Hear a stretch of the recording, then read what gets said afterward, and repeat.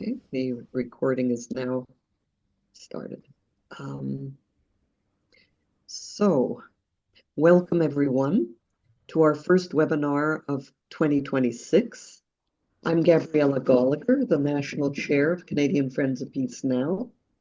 Our organization is the Canadian partner to Shalom Achshav, Peace Now in Israel, its leading peace movement, which promotes the two-state solution to the Israeli-Palestinian conflict.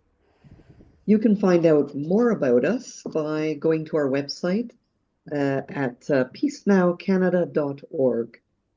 We really hope you will consider making a donation to our organization, which you can do via the donate page on our website.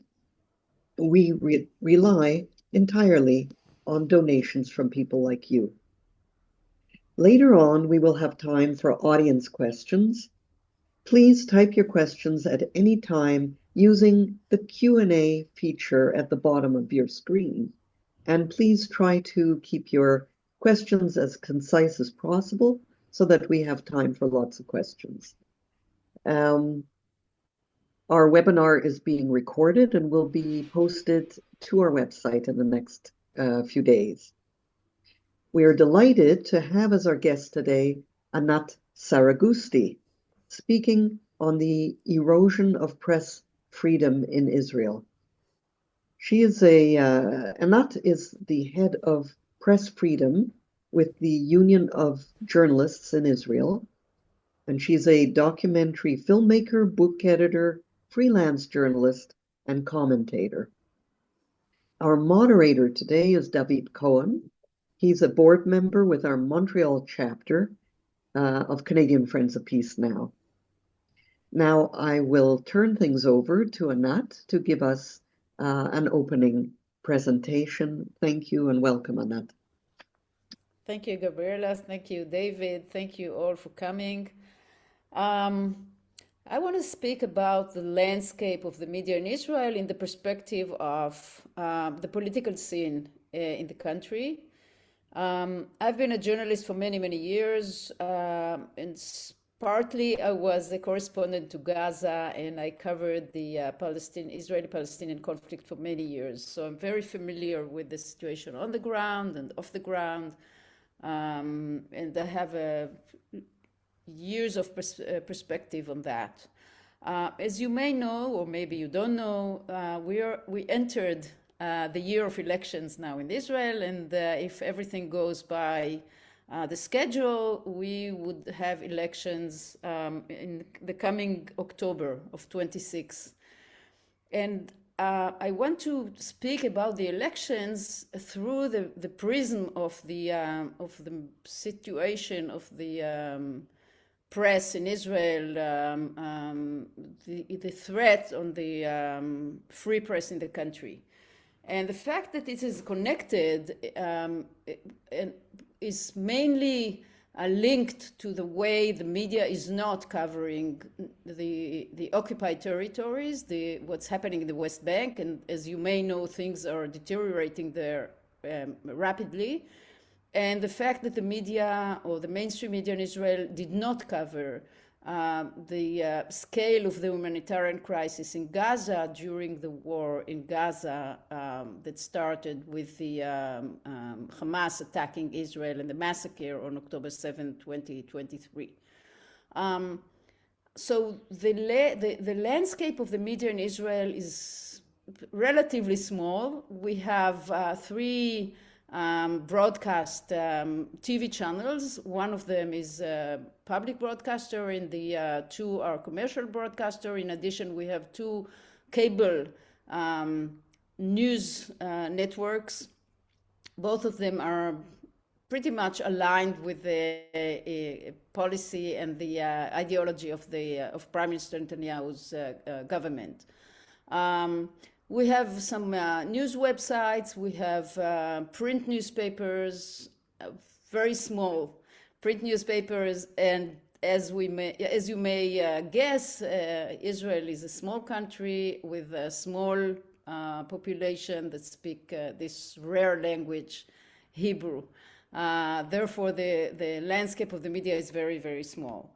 So since this government took office in late December 22, it kind of laid out a very well-crafted master plan to weaken the free press in the country and actually destroy the independence of the mainstream media in the country. And the reason they did that was that they could control the narrative and stay in power. And this was, as I said, late December 22.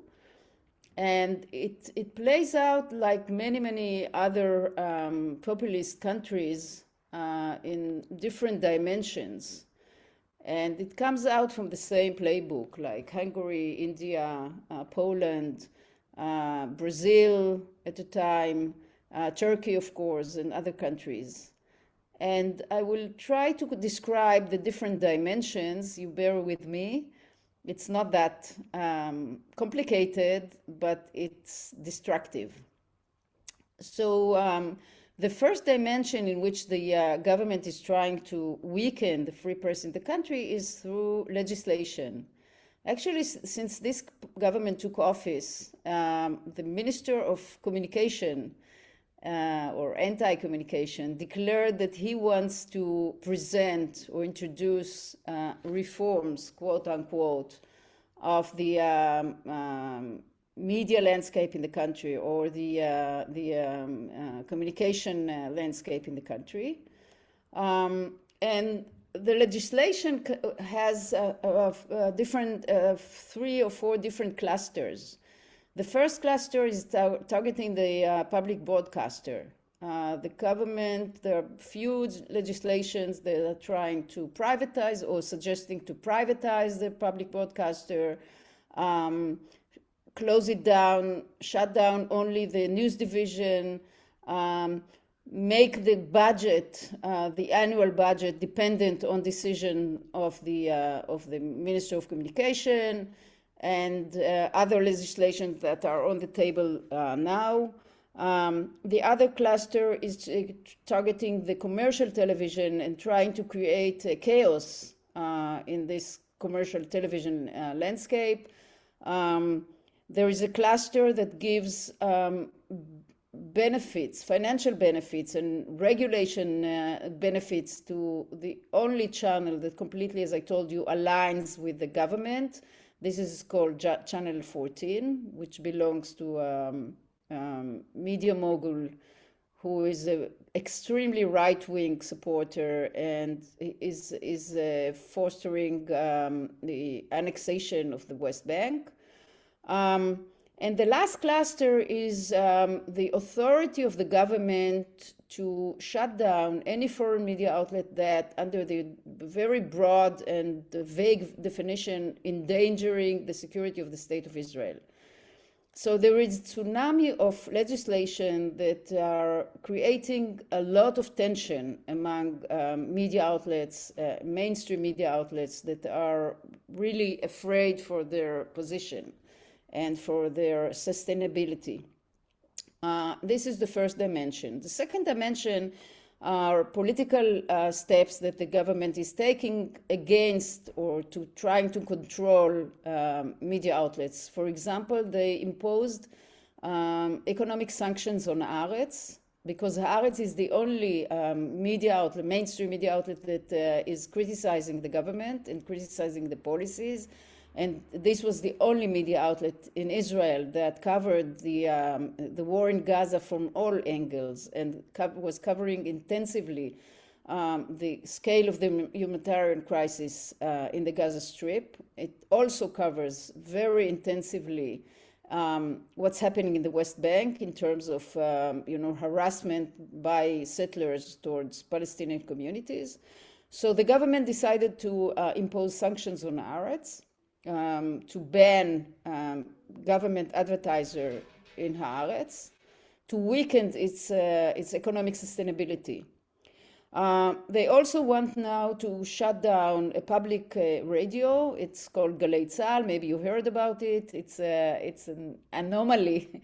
It's a public radio that operates under the Ministry of Defense, but it already became an iconic cultural entity in Israel, and now they want to shut it down after almost 78 years of existence.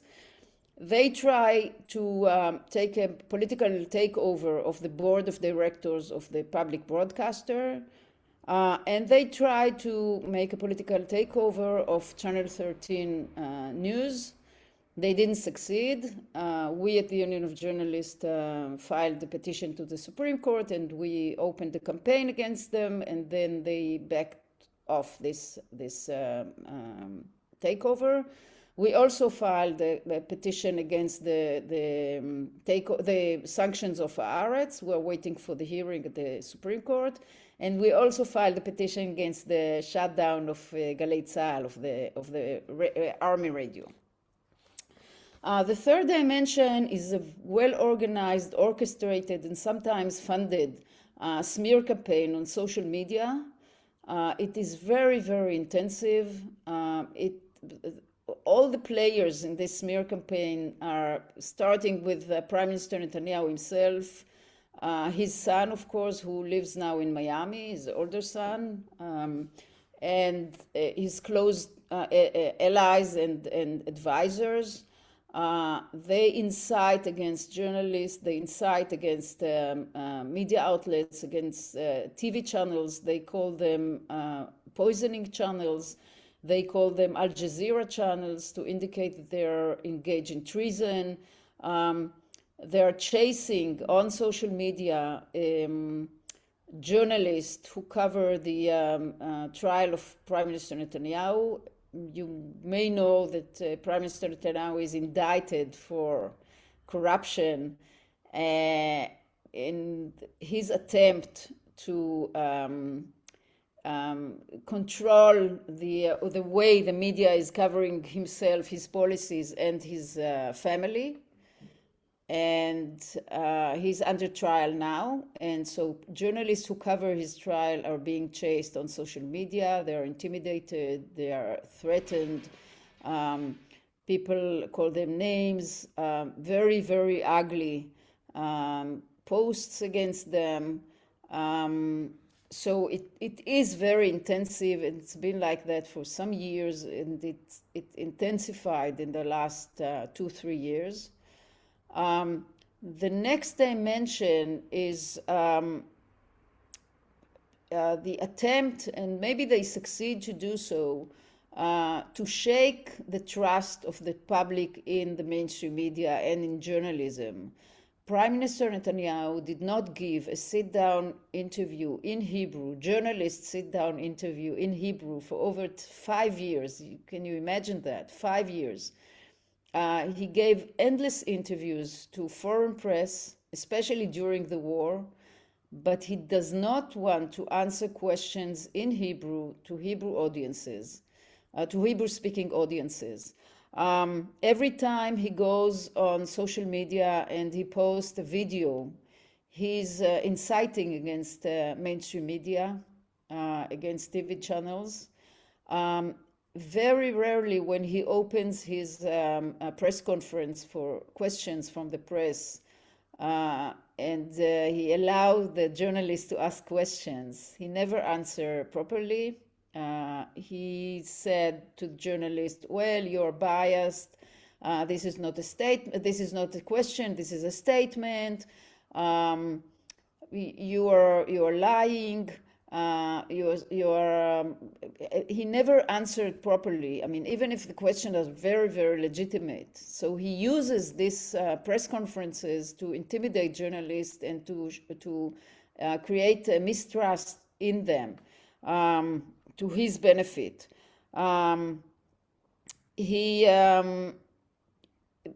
he's asked for comment on news pieces that concern him or his family or his policies, he never answers properly. And the last dimension is proxies of Prime Minister Netanyahu and his government that are going to the streets to intimidate journalists when they broadcast from events in the streets, like demonstrations, intimidate journalists to cover his trial when they go out of the courtroom, block their cars. And these proxies, they are kind of activists, extreme right-wing activists that are getting encouraged by the ministers.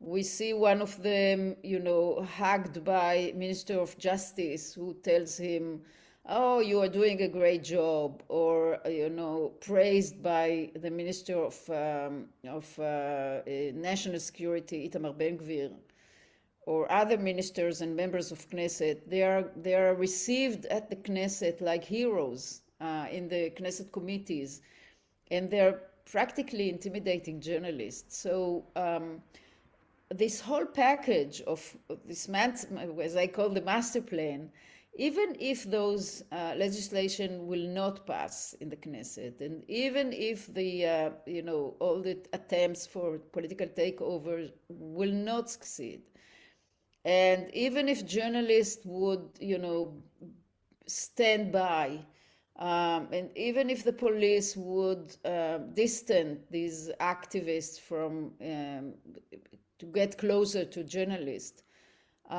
it is already effective. And we can see, something that we cannot quantify, of course, we can see that the chilling effect is happening.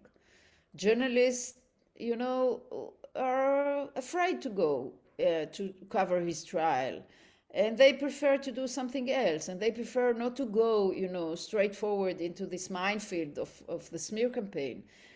So in this way, Netanyahu weakens the ability of the press, to criticize the policies, to criticize the government towards the elections.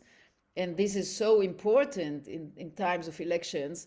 And he doesn't have to do anything. He doesn't have to pass any law, because it is already happening. We can see that. I'm a veteran journalist, and I worked for some of those media outlets, and I can sense the self-censorship and the chilling effect in action.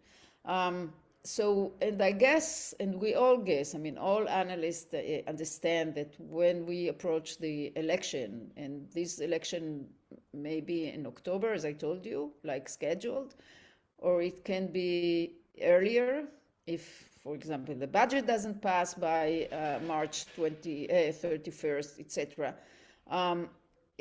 The whole thing will intensify, and I must tell you that I'm really, really worried about that. And I'm worried especially because, as I told you at the beginning, because the journalists are not, they're afraid to cover intensively what's going on in the West Bank, and they're afraid to cover what's going on in Gaza, because the whole poisoning machine, as we call them, will chase them.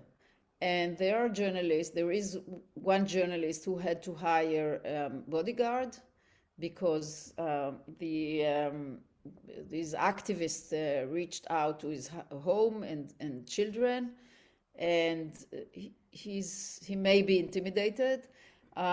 So they will refrain from doing their job, and this may affect the coming elections. So I think I'll stop now. What do you say? And then we can, David, answer some of the questions that people may have, and we'll take it from there. I think that's a good idea. We'll just need David to come on, open his video and unmute, and ask some follow-up questions. Go ahead, David. Hi, In David. fact, I had many questions I had listed, and you answered many of them in your presentation. So let me go to that one in terms of comparing the censorship today under Netanyahu compared to, let's say, the right-wing government of Menachem Begin. He was a right-wing, right, prime minister. But can you tell me about, can you make any comparison between the two I in can terms try. of freedom of the media? Look, I can say many bad things about Menachem Begin, but at least he respected the rule of law. He respected the ruling of the Supreme Court. He respected all the legal institutions of the state, state attorney and others, and he respected the press. Um, he, I mean, he respected, although he was a right-wing supporter and he was a supporter of, Greater Israel, and he wanted maybe to annex the occupied territories, and of course he was in favor of all the settlements. He respected the democratic institutions of the state, and he was working according to the framework of the democratic institutions, while Prime Minister Netanyahu in the last 2 and something years completely, tear all the links between his government and the democratic institutions, and they're destroying the democratic institutions like they're destroying or try to destroy the free press. Okay, yeah, that's what I thought. Now, let's talk about the judiciary system. Do you believe that the judiciary system is still independent when adjudicating cases about protecting the independence of the media from government or harassment from extremists? How much the media can go to the courts to be protected? To what extent? I think that the court is under very, very intense and severe attack by the government that started on January 4th to 2023, when the Minister of Justice introduced his reform to the judicial system, what we call a judicial coup or a judicial overhaul, and he calls reform. And they have a very, very intensive smear campaign against the justices of the Supreme, especially the Supreme Court justices, and the ruling, and against the state attorney, and they call some of the ministers in the government, especially, by the way, the Minister of Communication, they call not to abide to the ruling of the Supreme Court.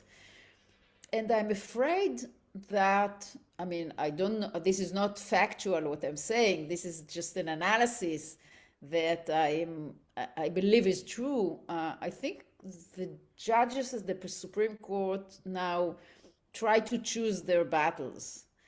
Which is more important? Where should they put their shoe at the doorstep, not to allow the door to be shut down on something?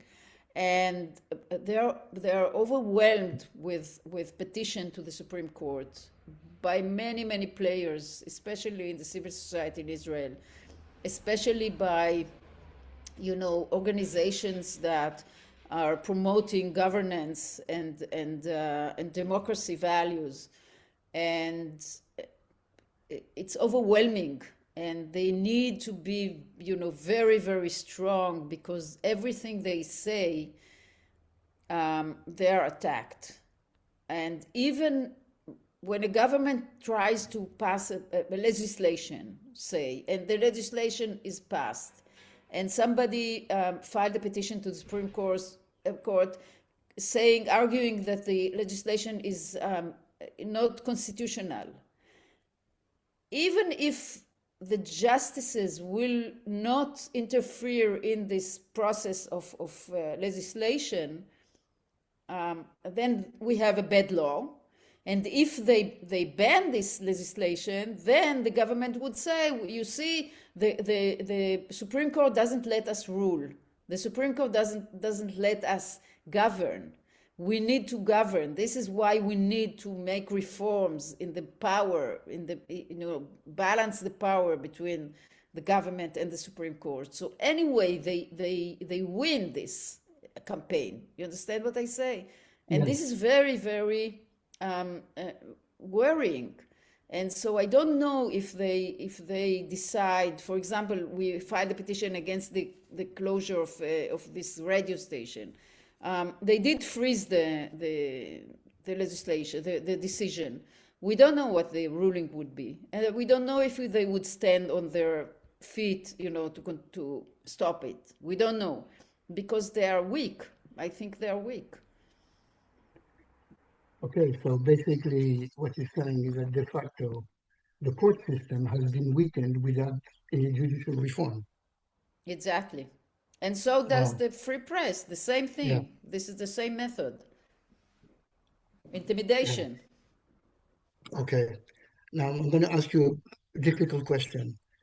I've read that trust in the media is low in Israel, but also that trust in the government is even lower. So what do you make of those facts when you're trying to protect media independence? The trust in the media is low, I think partly because Prime Minister Netanyahu succeeded in destroying it, because he created such chaos and and this is true also, I don't know the situation in Canada, but the situation in the US is probably the same, because President Trump is trying to destroy, the free press or the independent press in the US. It completely destroyed 60 Minutes, an iconic entity of investigative journalism. And he banned ABC News, NBC News, CBS News, Washington Post, NPR. This is the same thing, to create chaos in order to create mistrust in the media. So, and on the other hand, sometimes media outlets are trying to play it as if they are balancing, between the two camps in the country, political camps, as if there are two political camps, as if, you can balance between those who think that Israel should intensify the hunger in Gaza, or should intensify the pressure on the Palestinian in the occupied territory, and between those who promote human rights. I mean, this is not the same, of course. You cannot balance between those two approaches. So this is how I link between, what the government is doing and the mistrust in the media. In terms of the mistrust in the government, they don't care. They say we have the majority. They have 64 votes in the Knesset out of 120. 67 out 100. It's very solid. It's very strong majority. So they can do whatever they pass any law that they want. Any law. Okay. Do you have any hope with the coming elections? According to the polls, the current coalition wouldn't be able to get a majority, but the opposition, the Jewish opposition, has a minority, but with the Arab support, they would have a majority. Does it bring any hope, or it's too tight? It's too tight.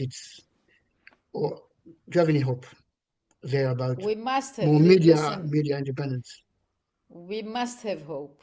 we must, I mean, the people who believe in liberal democracy, the people who believe that the Israeli-Palestinian conflict should be solved in a way based on equality, the people who believe that Israel can flourish must have hope. And my hope lies, as you said, on the Arab citizens of Israel. We have 21% of citizens, and they are my allies, if I can say that. And I hope that the leaders who define themselves as the leaders of the liberal camp would realize that they will not be able to base their coalition after the elections only on what they call the serving camp, serving in terms of serving in the army, that they must include the Arab citizens of Israel, because the Arab citizens of Israel, first, they want to be part of the decision-making processes. They want to be part of this. They want to have their share in decision-making. They want to participate. They want to be included in this process. And they all should include them in the process. I mean, this is, if you ask me about hope, this is my hope. And this is the hope of many, many people that I know in the liberal camp. And we intensively speak about the need to include the Arab citizens of Israel. It's not, I must tell you, it's very challenging, because I think except for Yair Golan, who leads the Democrat Party, all the other leaders of parties who I don't know, include themselves in the center-left camp, did not say anything, or maybe they said negative things about inclusion of the Arab leaders. And many of them tend to say, well, if only the Arabs would elect different leaders, etc., as if their elected leaders are not representative enough of the Arab minority, but these are the people that they elected, so they want other Arabs to be elected. But it doesn't work this way. So until now, they didn't say anything. Some of them, some of the pollsters and the political advisors and strategic advisor used to say to their leaders, well, you shouldn't speak about the Arabs because it distances people, and it may distance your voters, and your constituents would not like it, etc., instead of telling them, listen, you have to be brave, you have to, I mean, these are legitimate citizens of the State of Israel. You must include them in your program. You must go and speak to them. You must be photographed with them. You must sit with them. This is only natural. They are not the enemies of the states. They are citizens. Thank you very much, Anat. So I'll finish with my question. Thank you for this excellent presentation, making us more aware, more sensitive to what's happening on the media. So back to Gabriela. Thank you, David. Thank you, both of you so far, and great questions, David. So we have about 7 questions have come in from the audience, and we'll try to get through all of them. And I'll take them more or less in order. So one from Barbara Landau asking how the restriction of press freedom in Israel is connected to suppression of voices in other places among diaspora Jewry. And what she asked specifically is, in Canada and elsewhere, the more right-wing diaspora organizations allege that criticism of Israeli policies causes anti-Semitism. What would be a helpful response from your point of view, and what is the negative impact on Israel's future if we in the diaspora remain silent? This is an excellent question. Actually, the way that the Israeli media is covering the protest in the world against the policies of Israel completely aligns with how the Israeli government wants to see it. I don't think that every demonstration against the policy of the State of Israel and every demonstration against the war in Gaza is anti-Semitism. I think it's legitimate to protest against the policy of the State of Israel because the State of Israel did horrible things in Gaza.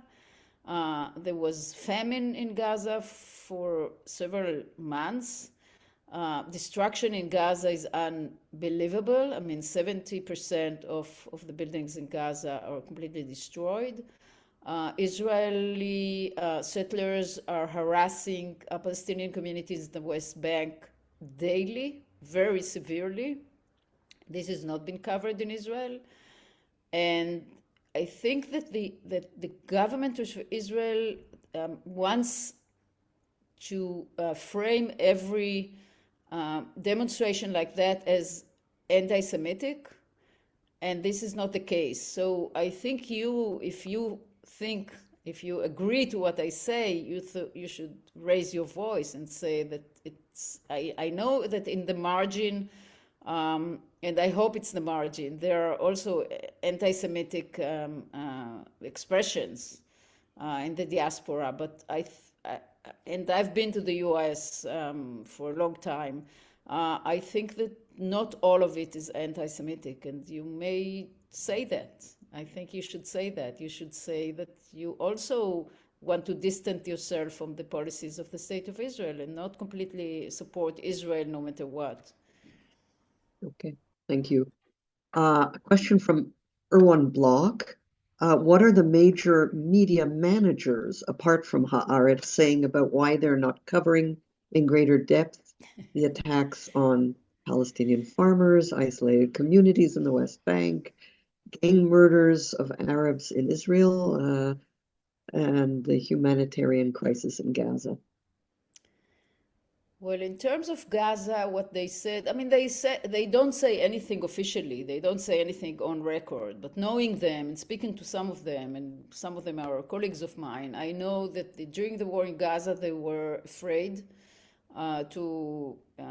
because the Israeli public is overwhelmed with and really traumatic with the events of October 7th and the massacre and the rape and all these, atrocities on Israelis. And many of us have, friends and colleagues, and I myself had a very, very good friend who was murdered in Kibbutz Be'eri. She happened to be a Canadian, Vivian Silver. So people are traumatic about it, and so the media, mainstream media, editors and producers think that the Israeli public cannot contain, the suffering of the enemy, of the Palestinians in Gaza. They're also afraid because, as I told you, Prime Minister Netanyahu and his supporters call them Al Jazeera channels. They're also afraid to be framed as enemies of the state. So they try to walk, between the lines and not to. They think they might intimidate their audiences. They're afraid to lose audiences. Okay, thanks. A question from Judith Stoller. What do you feel is the level of influence in Israel of the U.S. press and other U.S. media outlets that cover Israel, particularly Bibi? Particularly what? So how much is the coverage by the U.S. press influencing, I guess, Israel? I'm not sure whether she means the Israeli government or the Israeli public, but Well, the U.S. Press is not homogenic. I mean, there is Fox News and, the right-wing bloggers and media outlets, and there is what used to be more liberal media outlets like, I don't know, NPR and New York Times.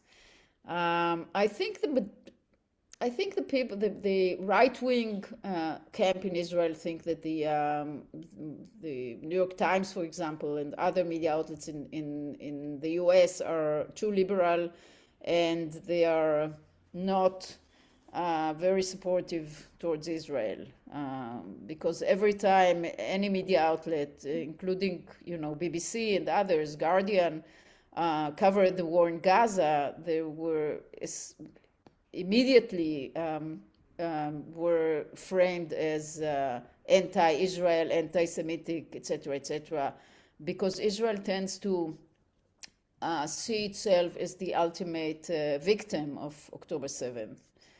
So Israel doesn't like criticism, and sometimes, I know for Germany, for example, the ambassador of Israel to Berlin is chasing a journalist because she dared to cover the atrocities in Gaza and dared to say that the position that the Israel Defense Force took or expressed, she cannot fact check it, and so she said this is their stance.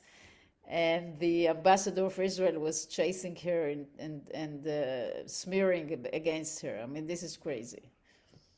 So just to follow up, to clarify, does the Israeli public, are they aware of let's say, coverage in the U.S. that does it make a difference to them? Yes and no. I mean, there are people who watch CNN in Israel, and there are people who watch Fox News, and there are people who get their the coverage in the U.S. Digested in Hebrew through local media outlets, and they choose how to frame this coverage. I'm not sure if there is one angle in which the American media is covering Israel. I mean, there are many media outlets, and there are different approaches to Israel, and there are different political stance towards Israel. As I said, the Fox News and New York Times are not on the same side of covering Israel. And many times, we learn about policies of Israel through American media outlets. Wall Street Journal, for example, is a very, very strong source to tell us what the government of Israel is going to do. Okay, thanks. Okay, another question from Jonathan Krem. A very general question. How likely do you think it is that the Israeli state will end up becoming a fascist authoritarian state? Wow. First of all, I'm a very pessimistic person, so I'm not maybe I'm not the right person to ask that question. But there are people who already can,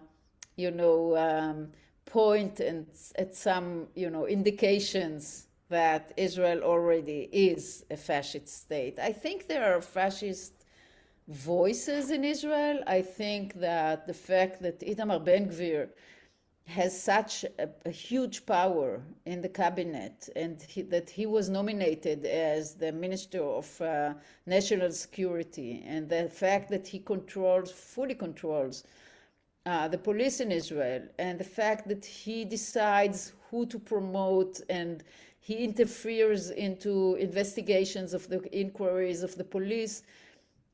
This is very, very bad in terms of, defining fascist trends in Israel, because Itamar Ben-Gvir is a racist. He was convicted in terrorism. He didn't serve in the army. He was indicted many times. He's a felon.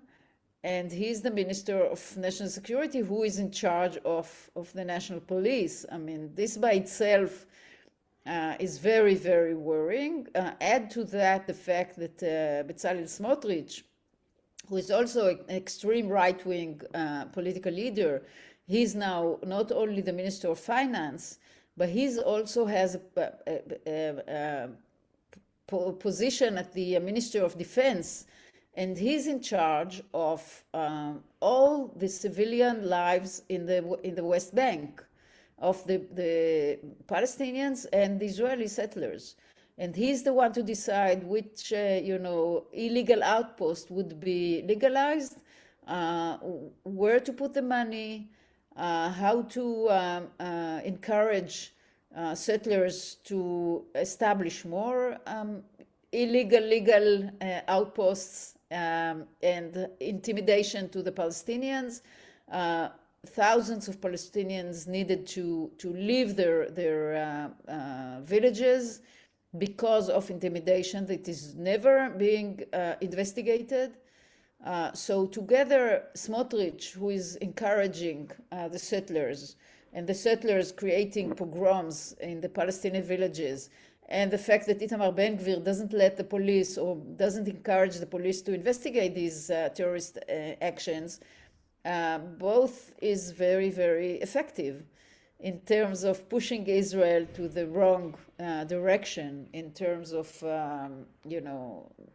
Jewish terrorism and racism and maybe fascism. I'm not a political science expert, so I'm not sure I know exactly how to define fascist state, but I can definitely say that there are many players in decision-making forums that are racist, and the trends of Jewish supremacy are getting stronger. And of course, there are trends of messianic within the government and within the army. Top officers in the army belong to messianic, Jewish messianic schools, which they, that not only promote Jewish supremacy, they also promote, Israel becoming a halacha state. And all the laws will be halacha laws, and they want, the promised land, I don't know, from what sea to what river belong to us, and we're the chosen people, etc. All these messianic ideas, and some of these are also supported or encouraged by the evangelicals, the right-wing evangelicals in the US. So the whole package is really, I don't know, worrying. Okay. I hope this answers the question of fascism. Yeah. We have a number of more questions that have come in. So let's see if we can get through as many as we can. So this one comes from Peter Shizgal, and he's asking about the Arab, crime in Arab, let me just organized crime in the Arab community in Israel. Yes, and how much, so this has become a primary concern among Palestinian Arab citizens of Israel, that the police have not given this burning issue as much priority as they should, and how are the Israeli media covering the issue? Well, first of all, this is also part of the governance of Itamar Ben-Gvir, because he controls the police, and he didn't come up, and they didn't force the police to come up with a plan to take control of these organized crime in the Arab communities in Israel. He doesn't care, and there are many tens of murders, and people are really afraid to go out the streets, and people are afraid for their children, and children being murdered because of this organized crime. It's protection, it's robbery, it's based on black market loans, and no governance, of course. So Ben-Gvir doesn't care about that. It's a main issue among the Arab citizens of Israel. Of course, the media is covering it not that intensively, and I dare say that if it was Jewish communities that were suffering from organized crime, maybe it was more, on the top news daily, more intensively, more demanding questions from the Minister of National Security. Unfortunately, the Jewish, maybe the majority of the Jews don't really care, and they don't understand that it will reach their doorstep, because it would not stop. There is no, a wall between the Arab communities and the Jewish communities in Israel. So the whole thing will go all over the place. Okay, thank you. So jumping to another topic, from Bernard Katz, what role has the free distribution of the relatively new newspaper Yisrael Hayom had on the Israeli public's knowledge and critical understanding of events? How influential is this? So Israel Hayom was established by Sheldon Adelson, late Sheldon Adelson, an American. He has investments in Macau and Las Vegas. And he established this newspaper years ago, saying that he supports Netanyahu, and he wants to establish a newspaper that will support Netanyahu and keep him in power. Years gone by, and Sheldon Adelson died, and his widow, Miriam Adelson, who is a billionaire, an Israeli-American billionaire, she no longer supports Netanyahu. She's, I think, the biggest donor to President Trump. The newspaper had shifted from, echoing Netanyahu's ideology to becoming a more professional newspaper. It's still distributed for free, and in this way, they kind of break the market in terms of competition with other newspapers. But it's a legitimate newspaper now. It's doing a professional job, and since it's not supporting Netanyahu, it's another player in the landscape of the media in Israel. And also Miriam Adelson played a very, very big role in terms of cutting the hostages deal, putting pressure on Netanyahu to agree to a hostages deal and bring all the hostages back from Gaza, the live ones and the dead ones, except for one. One is still left behind.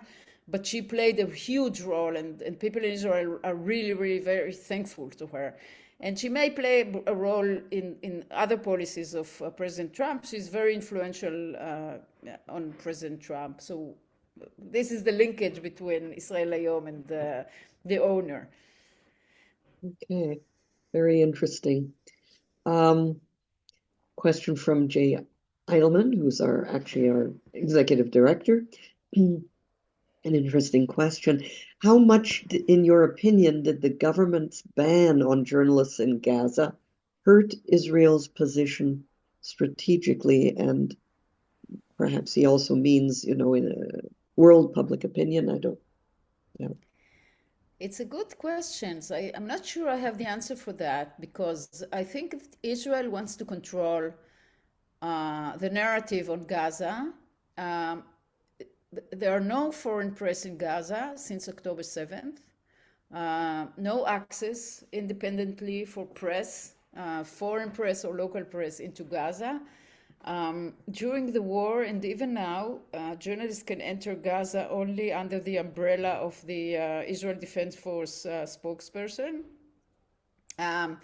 He not only decides who gets in for how long and who can be interviewed, all the journalists have to sign a waiver that allow the IDF spokesperson to, analyze the footage that they took.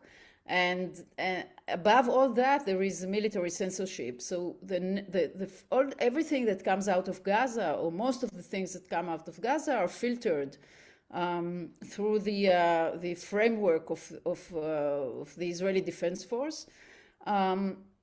But the Palestinian, on the other hand, what's coming out of Gaza from the places that Israel doesn't control, coming out with the Palestinian journalists, Israel claimed that all the Palestinian journalists are under the control of Hamas, and many of them are militants, Hamas militants. And they didn't provide any evidence for that, but this is their claim. I know the Foreign Press Association in Israel filed a petition to the Supreme Court to allow them free access into Gaza. Meanwhile, the Supreme Court didn't, there was no hearing. I mean, actually, they scheduled the hearing for, I think, in 2 weeks. We're waiting. We joined their petition as amicus of the court. And we don't know what's going on in Gaza. I think that we could only analyze, satellite aerial shots.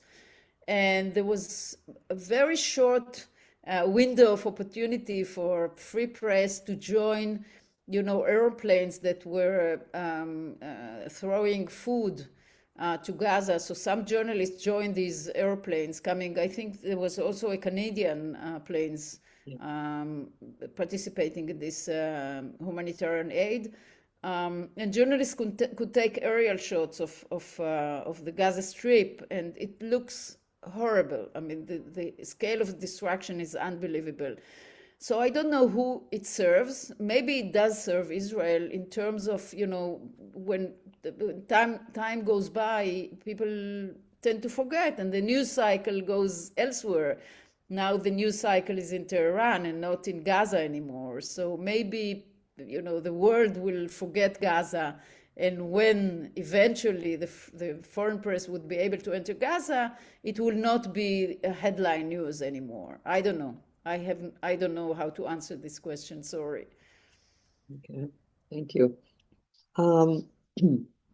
Another specific question about a specific Israeli media outlet from Meryl Haltricht asks how you evaluate TV Israel Channel 24. It broadcasts in Hebrew and English. Hebrew, English, French, and Arabic. Okay. It's a cable channel. It belongs to a French billionaire who also has some assets in the US. His name is Peter Drehy. He's now on the verge of bankruptcy, and he's also right-wing supporter. He's close to Prime Minister Netanyahu. We don't know how he will continue and if he will continue. I know we have a chapter there, we at the Union of Journalists, and now he wants to lay off some people there. So I don't know if it will survive. It's a right wing. There are very good journalists there, unlike Channel 14, who completely engaged in conspiracy theories and spreading lies. I-24 News is more, professional journalism than the other, but leaning to the right. Okay. We're coming towards the hour, and we've also gone through most of the questions of people who only, there are some couple of people who are asking more than one question. So I'm going to throw a last question at you, Anat, from me, and that is to tell us a little more about yourself. You talked about journalists being intimidated. I wonder if you personally have been, since you seem to be very outspoken, and also you're head of the organization, the Union of Press Press Freedom in Israel. How big is that organization? How effective? Are you able to recruit fellow journalists to the cause? We are the Union of Journalists in the country. We're the biggest, maybe the only union of journalists in the country. We have chapters in most of the media outlets. We also organize freelancers and independent journalists. We're strong. I mean, since we are the only ones, we represent the majority of the journalists in the country. If I am threatened, well, I'm used to it, and I'm outspoken, and my ideas and opinions are known. So I'm not intimidated. I mean, it's not nice to be smeared against in the social media, or but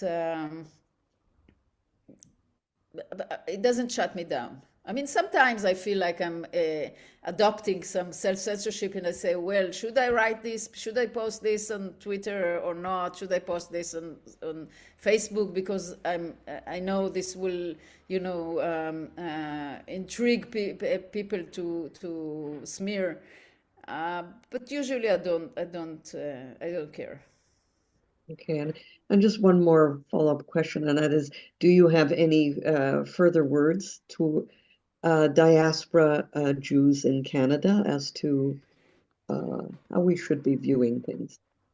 First of all, don't give up on us. I mean, we, the liberal camp in Israel, and the supporter of the two-state solution, and the people who still believe that a diplomatic agreement is possible and mostly needed, don't give up on us. We have to work together. We have to express solidarity, and I think that the government of Israel needs to know that there are people in the diaspora, good Jews, Zionist Jews, who believe in liberal Israel, liberal democracy in Israel, and who still believe in the need, dire need to solve the conflict with the Palestinian as essential for the health of the state of Israel.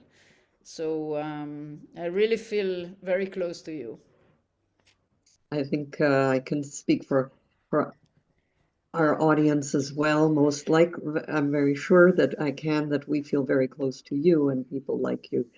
So thank you so much for everything you're giving us your time, for your insights in this very sobering but important issue.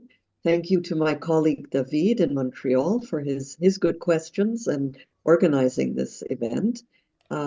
Thank you to all the audience that participated. We will be posting the video online, and so stay posted for that.